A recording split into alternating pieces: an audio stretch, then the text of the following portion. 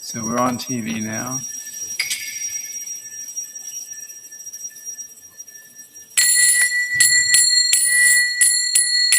Jaya Radha Madhava Kunja Bihari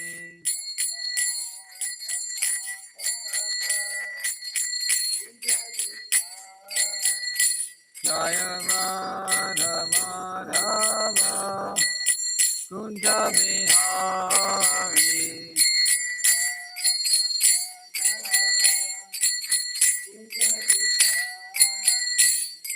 Gopi Chandra Ballava Girivaradhari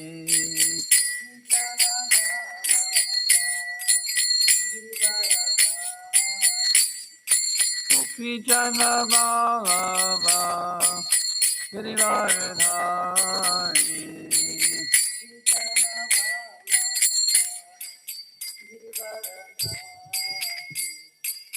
Yashoda Nandana Braja Jana Ranjana Yashoda Nandana Braja Jana Ranjana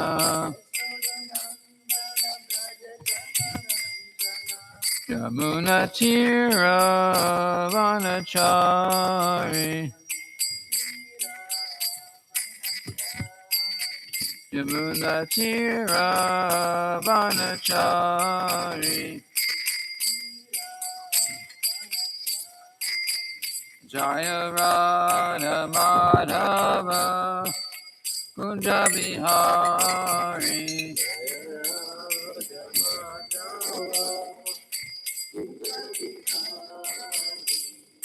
Gopi Chandra Ballava Girivaradhari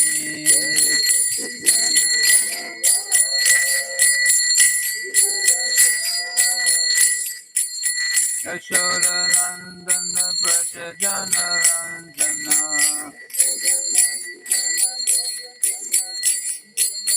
Yamuna Tira Vanachari Yamuna Tira Vanachari Hare Krishna Krishna Krishna Hare Hare Hare Rama Rama Rama Hare Hare Hare Krishna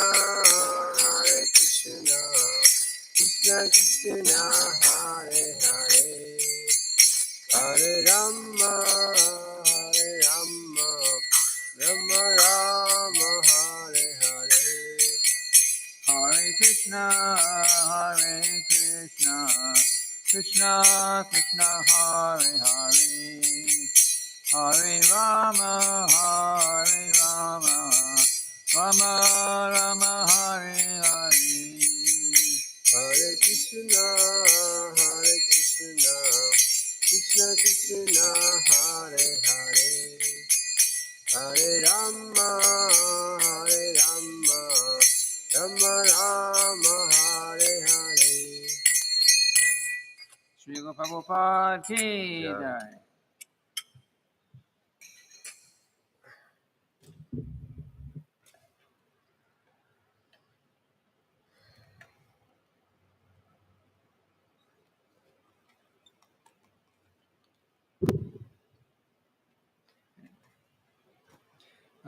So, we're reading today from the Srimad-bhagavatam, Canto 8, Chapter 8. We have many verses today, starting with 26 and going all the way to 38. There's almost no purports. So this is 26 here. Shankaturya Mridanganam Sangadurya Mridanganam Vaditranam Pritus Swanaha Vaditranam Pitu Swanaha Devanuganam Shastrinam Devanuganam Sastrinam Nrityatam Gayatam Abut Nritanam Gayatam Abut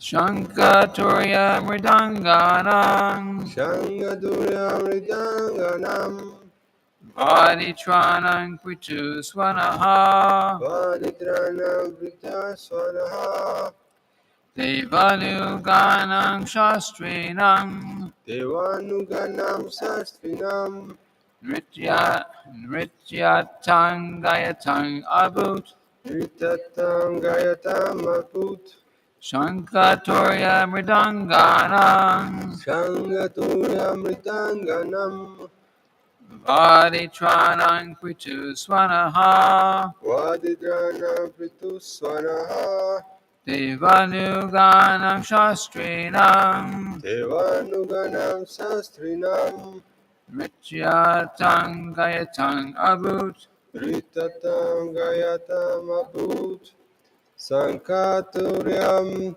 Mridanganam Shankaturya Mridanganam Vadidranam Pritu Swanaha Vaditranam Pritu Swanaha Devanuganam Sastrinam Devanuganam Shastrinam Nrityatam Gayatam Abut Nrityatam Gayatam Abut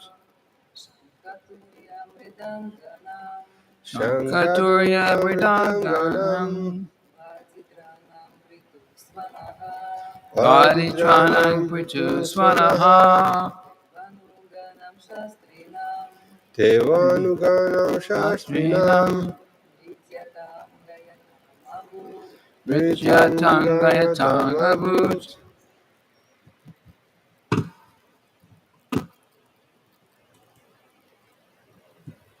Word for word. Shanka, Shanga conch shells. Conscious Turya, Turyam bugles. Bugles Mridanganam, Mridanganam and of different types of drums. and of different types of drums Vaditranam, Vaditranam of the musical instruments. of the musical instruments Pritu, very great. Swanaha, Swanaham sound. sound Deva Anuganam, Deva Anuganam the inhabitants of the upper planets like Gandharvas and Charanas. the inhabitants like the Gandharvas and Charanas Who follow the demigods. who follow the demigods Sastrinam, Sastrinam as along with their own wives. as along with their own wives Nrityatam, Nrityatam engaged in dancing.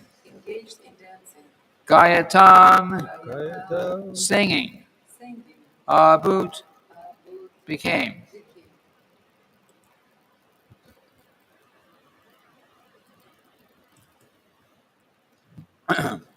The inhabitants of Gandharva Loka and Charana Loka then took the opportunity to play their musical instruments, such as conch shells, bugles, and drums. They began dancing and singing along with their wives. Repeat after me. The inhabitants of Gandharva Loka and Charana Loka then took the opportunity to play their musical instruments, such as conch shells, such as conch bugles, and drums. bugles and drums. They began dancing and singing singing, along with their wives. along with their wives.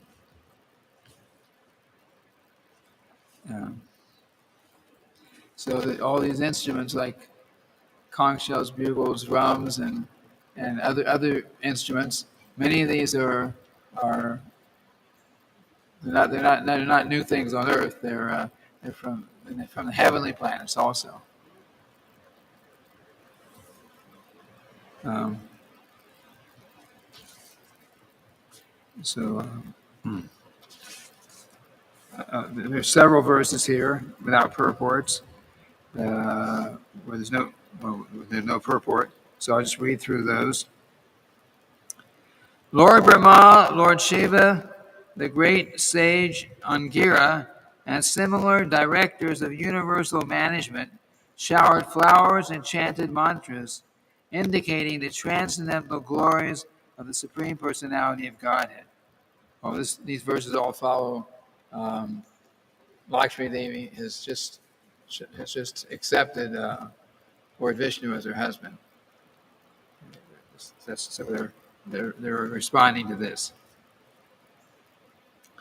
All the demigods, along with the Prajapatis and their descendants, being blessed by Lakshmi Devi's glance upon them, were immediately enriched with good behavior and transcendental qualities. Thus, they were very much satisfied. And Lakshmi Devi, of course, gave blessings to all of them. O king, because of being neglected by the goddess of fortune, the demons and the Rakshasas were depressed, bewildered, and frustrated, and thus they became shameless. She didn't give them benedictions. Next appeared Varuni, the lotus-eyed goddess who controls drunkards. With the permission of the Supreme Personality of Godhead, Krishna, the demons, headed by Bali Maharaj, took possession of this young girl.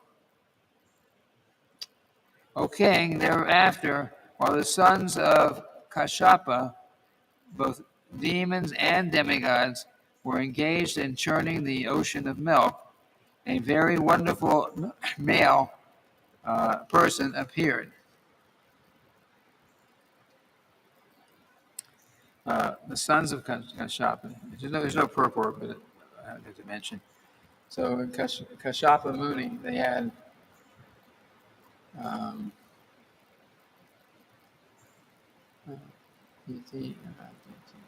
well, anyway, I'm not sure if he had two wives or there was a wife was somebody else. One of them, all her children were devotees, and the other one, all her children were demons. And both had this is part of their Prajapatis. These Kashyapa Muni and his wives, they were Prajapatis. Their duty was to supply or to propagate. So there's many people to fill up the universe. This is the beginning of the universe. So the different personalities were being born, and so DT and DT. So DT, all of her sons became demons, and Aditi, all of her sons were like demigods and devotees. So Kashyapa, both demons and the sons of Kashyapa, that was the father,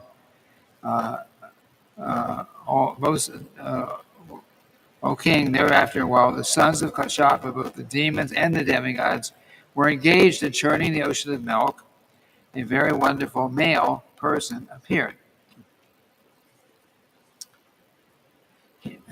He was strongly built. His arms were long, stout, and strong. His neck, which was marked with 3 lines, resembled a conch shell. His eyes were reddish, and his complexion was blackish. He was very young. He was garlanded with flowers, and his entire body was fully decorated with various ornaments.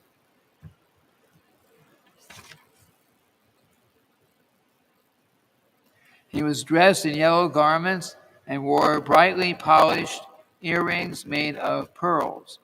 The tips of his hair were anointed with oil, and his chest was very broad.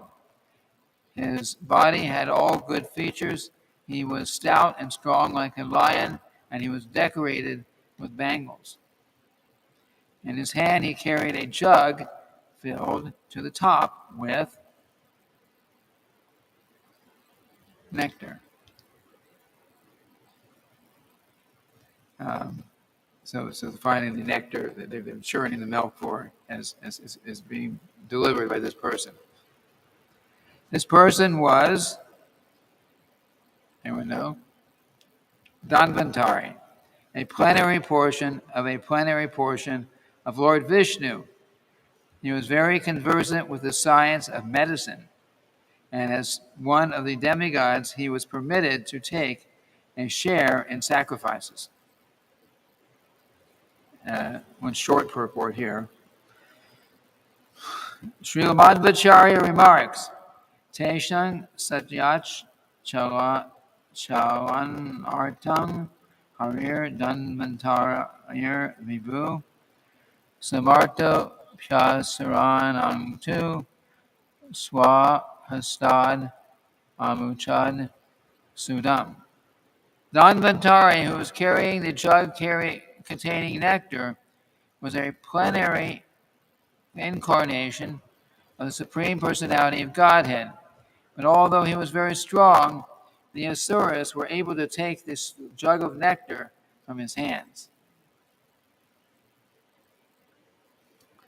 Upon seeing Dhanvantari carrying the jug of nectar, the demons, desiring the jug and its contents, immediately snatched it away by force.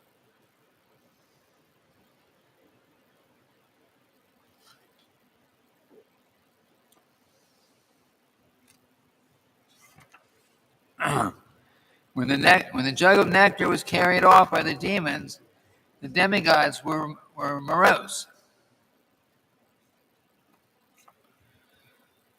Thus they sought shelter of the lotus feet of the Supreme Personality of Godhead, Hari. When the Supreme Personality of Godhead, who always desires to fulfill the ambitions of his devotees, saw the demigods were morose, he said to them, "Do not be aggrieved. By my own energy, I shall bewilder the demons by creating a quarrel among them. In this way, I shall fulfill your desire to have the nectar." So, always best to have Krishna on your side. And one more with a purport. O king, a quarrel then arose among the demons over who would get the nectar first. Each of them said, "You cannot drink this. You cannot drink it first. I must drink it first. Me first, not you." Okay, so they got this wonderful nectar. Yeah, and this wonderful jug of nectar to make one's life very long, and the demons are trying to keep it for themselves. Now they're fighting amongst each other. Purport. This is a symptom of demons. The first concern of a non-devotee is how to enjoy his personal sense gratification at once, whereas the devotee's first concern is to satisfy the Lord. This is the distinction between the non-devotee and the devotee. In the material world, since most people are non-devotees, they regularly compete, fight, disagree, and war amongst themselves, for everyone wants to enjoy and satisfy his own senses. Therefore, unless such demons become Krishna conscious and are trained to satisfy the senses of the Lord, there can be no question of peace in human society or any society, even that of the demigods.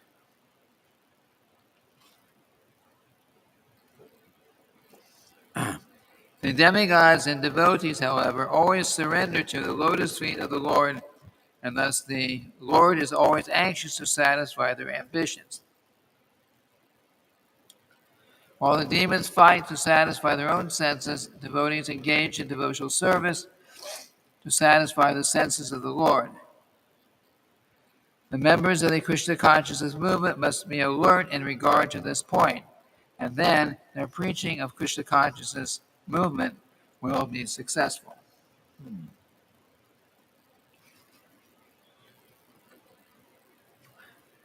Om Ajnana-timirandasya Gnana Shavakaya Chakshurunmilitam Yena Tasmai Shri Gurave Namaha. So this is the nature of the demons, because they don't believe in God, or at least they don't accept the position of God. Is each one individually is thinking, let me get for my own sense gratification, let me enjoy. I don't care about anyone else. So the demons are going to fight amongst themselves. And then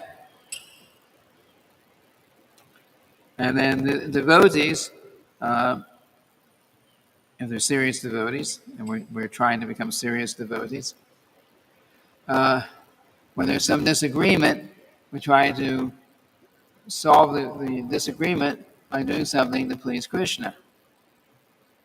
And by pleasing Krishna, then Krishna makes the arrangements and everything works out.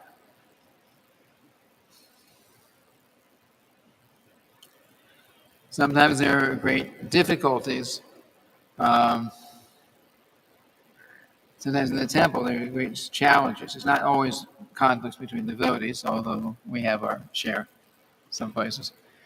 But sometimes we have challenges, and sometimes Krishna gives an opportunity to see how, if we can put him in the center and to solve the problem.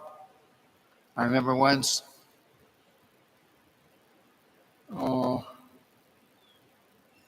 was sometime in the 1980s. We were not here. We were at our previous place in Miami Beach. And we had a big mortgage. We had like a $10,000 a month mortgage on that property, which is always a struggle to do. And then he had at one point, after some years there, and there was a big $70,000, I think it was $70,000 balloon payment. We had to come up with that money, otherwise you're in default. So temple didn't have it. We could hardly pay our regular bills. Trying to put together some money, but we talked about it. We thought, okay, well, the only way there's no way materially that we're gonna come up with this money. So what we did was let's do something special for Krishna and get Krishna's mercy. So we had some small portion of that money saved up towards this purpose, but it was not nearly enough. So we spent that money to do something extra for the deities. At that time, the deities, until that time, our deities, same deities are here now. The deities were, the temple room was the floor was like, what do you call them? Linoleum floor, plastic tiles. That's what we had at that time. So that wasn't very nice, but that's what we had. So we, first of all, we spent probably a couple $1,000 and put in a nice marble floor. Remember, here we are trying to come up with the money so we don't lose the building, but we didn't have money to pay for that, so we're doing something extra for Krishna, depending on Krishna to give the good result. So we spent money, put in a very nice marble floor, and then we had the building had been a hotel. So there's so right above where the deities were, there was pipes from the bathroom in the room above. So it means it goes, you flush the toilet, it's going right on top of the deities up in the ceiling. So we did something, rerouted that, and there's several things we did.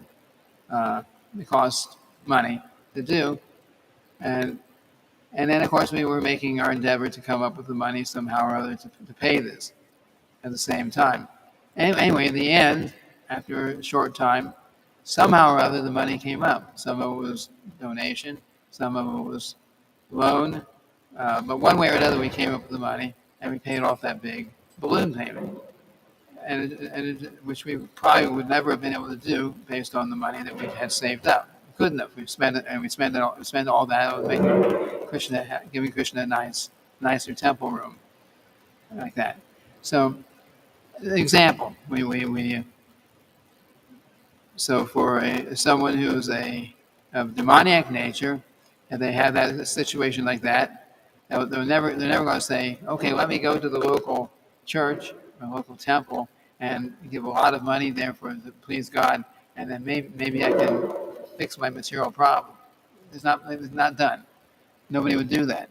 But devotee consciousness that's what you do. You use your intelligence, but you give you do the best thing you can to please Krishna, understanding that Krishna, if he's willing, then he will help solve the problem, which he can do very easily.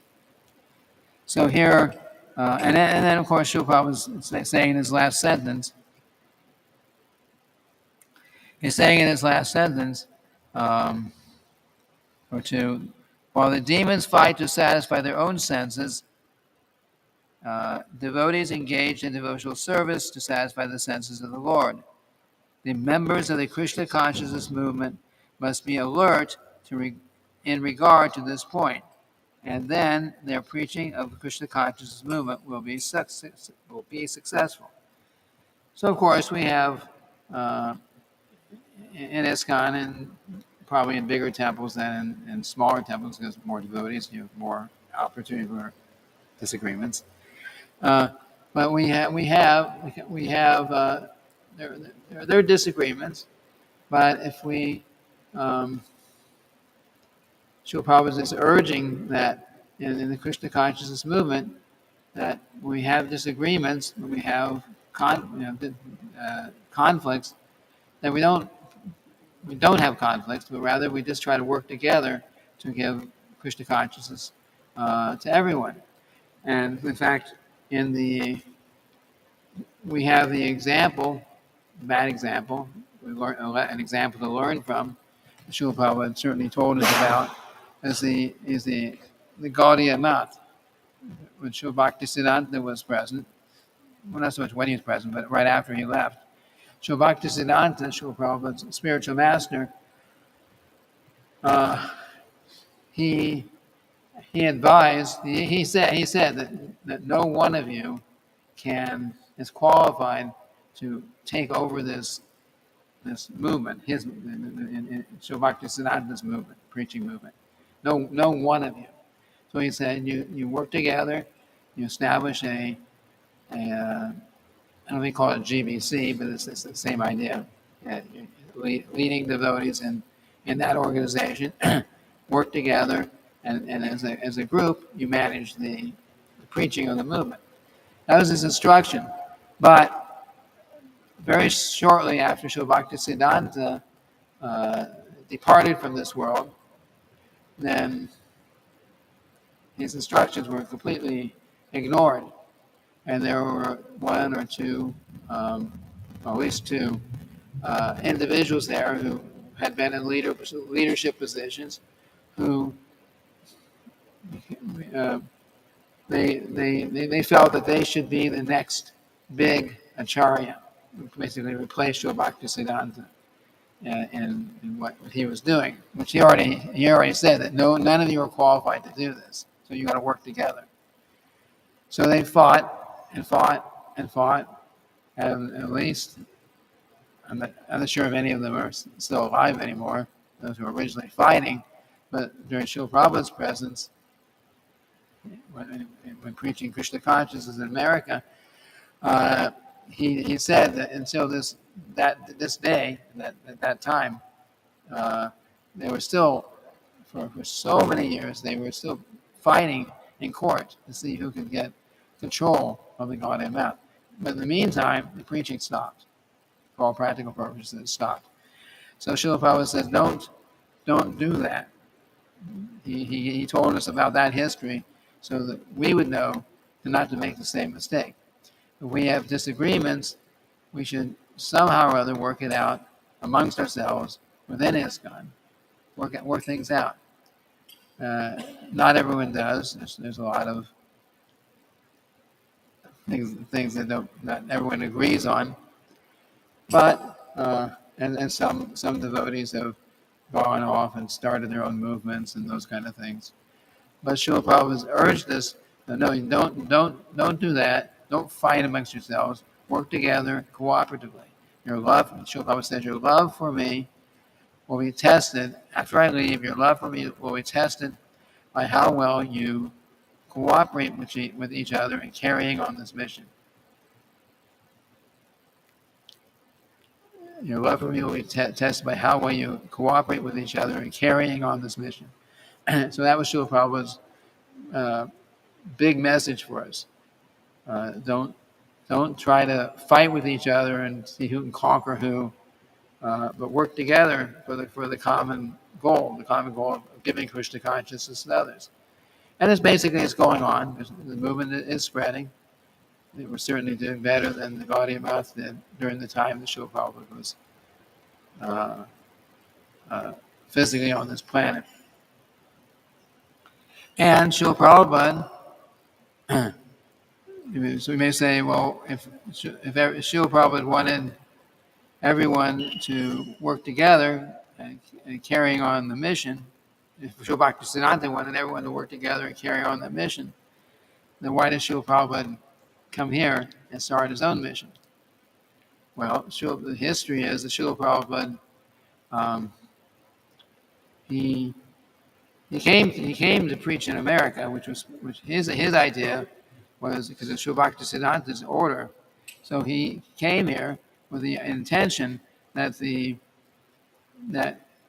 was going to be preaching on behalf of Srila Bhaktisiddhanta, and he was asking for his godbrothers, some of them at least, to come to America and to assist in that preaching.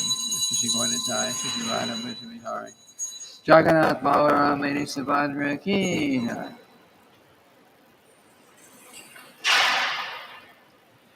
Srila Prabhupada actually was asking his godbrothers in the first years that he was in America, please come. We have interested people here. Preaching is starting. I need help. Let's work together and do this for our spiritual master, Srila Bhaktisiddhanta. He was asking like that several times, several different devotees. But none of his godbrothers showed any interest in these things.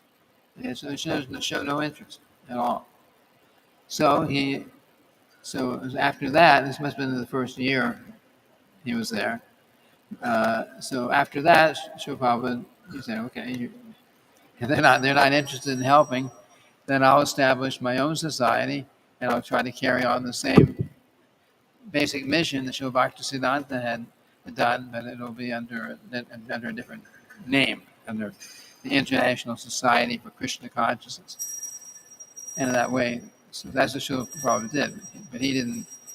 But we don't have that excuse because we need to try to work together. We shouldn't be going out and starting our own so many organizations like that, or going to other devotees outside of ISKCON to try to get knowledge of what to do and what not to do. Srila Prabhupada also said, one time Srila Prabhupada was still in New York in the early days, and he had a heart attack. Srila Prabhupada had a heart attack, and he was planning on going back to India to see if he could recover. This is like the third time Srila Prabhupada had a heart attack, twice on the ship coming over, and this is the third one now. So he was about to go to India, and so, but this is like really early in the movement, and everyone was like, a few months in the movement, maybe a year in the movement, like that. So the devotees, they were asking him, well, Srila Prabhupada, what if somehow or other you don't come back? What if you can't, anyone would say if you die, but that was the idea. It's understood. So if somehow or other you don't come back, um, perhaps one of your god brothers, he was suggesting, can come and take over what you've started here, because we cannot do this on our own. And Srila Prabhupada listened and remained silent for probably a few minutes. Didn't answer immediately. And then he said, yeah, they would, if they, he said, actually, this attitude is an offense to the spiritual master, this mood that they had. And he said that if they, means a god brother who might be brought over, if they were to speak one word different than what I'm speaking, then there will be so much confusion. So Srila Prabhupada he couldn't accept someone else outside of this kind of coming and taking over, because it would just simply confuse everyone.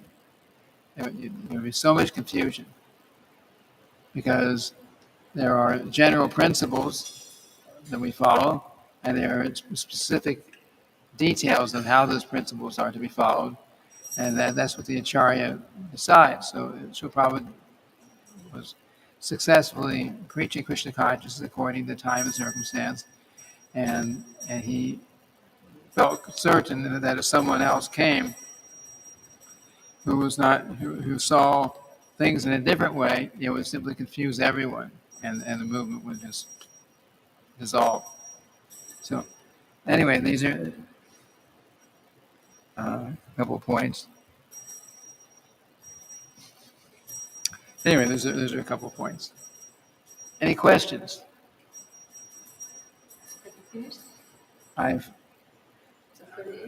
Huh? Yeah, any questions? No? Okay, so we have only a few more verses for this, three or four more verses for this chapter. I guess maybe tomorrow we can finish that. Srila Prabhupada Ki Jai.